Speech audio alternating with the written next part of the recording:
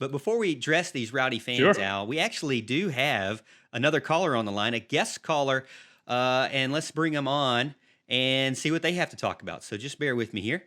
Let's We do haven't it. had a guest caller in ages, so we'll see how it goes. You're talking to Morgan and Allen on the Morgan Thomas Show. Give us your name and what you want to talk about. Hey, Morgan Allen. This is Nick. My official YouTube name is Prince6'1". I comment on a lot of your shows.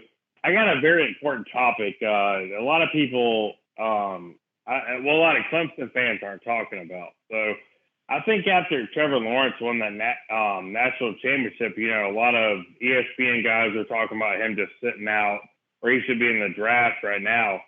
And now all of a sudden you got Mel Kiper and a lot of other guys talking about Justin Fields, who was his high school nemesis basically, passing him up for the first pick. And I think this could really especially if we start talking about it more. I mean, believe it or not, the media really does get into the heads of a lot of players. I think this is Trevor Lawrence's chance to actually beat out Justin Fields. Unlike in the 247 sports thing and our 24/7 sports thing, and I think that could drive him this year to have the best year he's ever had. Yeah, I What are actually your agree thoughts? with you there. It's kind of funny. They talk about all this kind of stuff in the media. They want to hype stuff up, and they want to talk about how they should sit out and how they protect themselves for the NFL draft. And hey, I don't know much about Justin Fields, and to be honest with you, I don't personally know Trevor Lawrence either. But I know the kind of character he showed. I know the kind of things he says to the media. I know the kind of player Dabo likes to recruit. So I don't have any issues with this right now. I don't think this is going to be a big deal. I think the kid loves to play football, as Freddie was telling us earlier. He loves to play football, plain and simple. I think he's going to go out there, like you said, and just kind of prove that he's the best guy and the overall number one draft pick next year. Yeah, I'll be honest with you. I mean, I'm not. I mean, I'm if I was a player, and I know that. I mean, Trevor Lawrence has been rumored to be one of the top draft picks. And I believe he's already done enough for teams to take a chance on him in the top 10. You're seeing Tua go out and be a top round draft pick with coming off an injury, which is a very, very serious injury. Hmm. Let's say they say you can only play 8 games, or, we're only going to play 8 games. Let's say maybe less, or let's say they move it. And the same thing that happened with T. Higgins. That's where I'm going with this is, he said, hey, we had a long season. I didn't prepare for the combine as much as I wanted to. And so he put it off. And, the football season is bleeding into mid-January now. If you push it back any at all and continue the same amount of games, now you're pushing it closer to February. That's going to hang up guys going to the combine again. It's going to hang up guys doing pro days, and it's going to make them reevaluate their, NFL draft decision.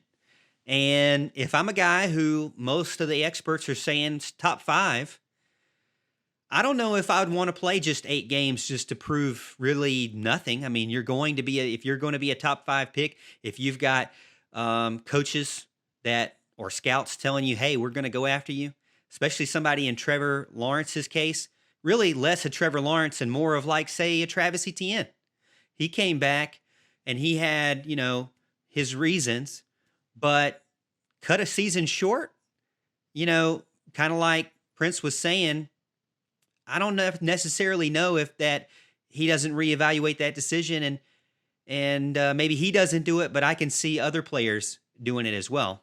Right, and my point with that is too. So I played Division I baseball at College of Charleston. I originally signed at our a couple other schools, but it's just you want to be the best in your field. You know what I mean? So I feel like Trevor and Justin have been going at it ever since high school. So now that you got these ESPN guys talking about Justin Fields being against Trevor Lawrence, being picked above him, I think it's really going to motivate him this year to excel rather than having those guys talk about you sitting out all year, you're not playing or whatever. So now I really think Trevor Lawrence is going to be motivated, and more importantly, I think our D line this year is going to be the key to our playoffs. What do you feel about that? Yeah, I think that's going to be a big key to the playoff, too. I mean, look, the fact of the matter is Trevor Lawrence did not like the way last season ended. Neither did any Clemson fan, obviously. We were kind of one of the favorites going in, and LSU just kind of pulled away there. It wasn't fun to watch. Trevor Lawrence did not play a great game. He's going to want to come back stronger than ever, and he's going to want to prove to everybody that he is the best of the best and worthy of that number 1 overall pick, which I think he's in line for right now. So yeah, I think there's a lot going for Clemson. I think there's more factors going into Clemson players like Trevor Lawrence and Travis Etienne playing than sitting out. And I think too, back to your point, Prince, of Trevor Lawrence trying to push himself to the next level. He said it exactly like that on his Twitter account recently, back May 15th, tapping into a new level. I don't know, Al, if you saw that over on Twitter, but basically that caught fire. It's been retweeted almost 2,000 times. And one of those things where even Clemson football retweeted it and posted a picture of him, throwing a football. And it got a lot of fans hyped up, including myself, because I kind of agree in the sense that,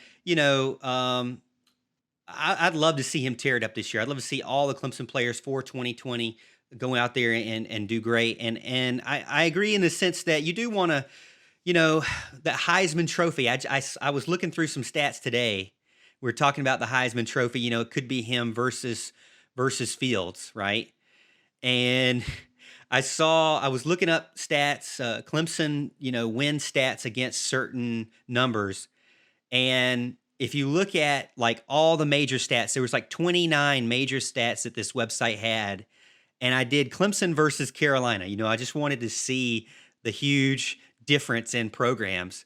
There was one square, Al, that was not colored orange, and it was the Heisman Trophy. And we've talked about this a lot last year, in the fact that I'd love to see Clemson have a Heisman Trophy winner. I believe that Deshaun Watson, should have won it, but it was also hard to not give it to Lamar Jackson as well, especially as great as he did, as the numbers he put up were just, Madden-esque, even though now I believe, is now the Madden, cover guy, right? But so I do want to see the best of the best compete. I want to see a rematch, really, because all I can see when we're talking about that is Justin Fields with his hands on his head and on his helmet after he threw that interception to Nolan Turner.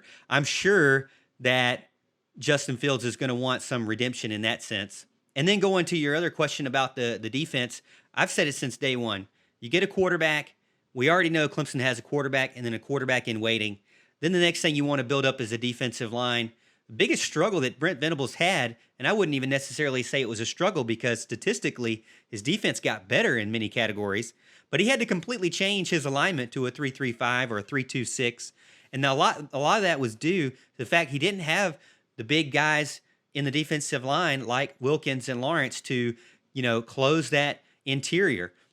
This year, though, the limited amount of practices that I've gone to, you look at Miles Murphy, you look at Brian Brzee, those guys are going to play early, they're going to play often, and it's going to be very hard for any opposing offensive line to double team those two guys. Oh, and by the way, the Fosters and Xavier Thomases that are still going to be on the edges. That's what I like to hear. How about K-Part? K-Part, is he looking good too? Well, I haven't seen him specifically, and Alan, I don't know if you've heard anything on him, but, the unfortunate thing is everything gets cut short because of this pandemic. But Prince, we appreciate you calling in, man. Do you have anything else before we let you go? Man, you guys answered everything, man. I appreciate what you guys do for Clemson football, and looking forward to hanging out with you guys one day. How about that? Well, we appreciate it, and you can catch Alan over at any of the home games this season coming up. You can catch me in my living room, as Alan likes to say. But again, we appreciate it. We appreciate it. Thank you for coming in. Thank you for calling in and being a part of the show. Thanks for watching this video, and make sure to join our live show every Monday night at 8:30 p.m. Eastern Time right here on YouTube. Subscribe to the channel so you don't miss it.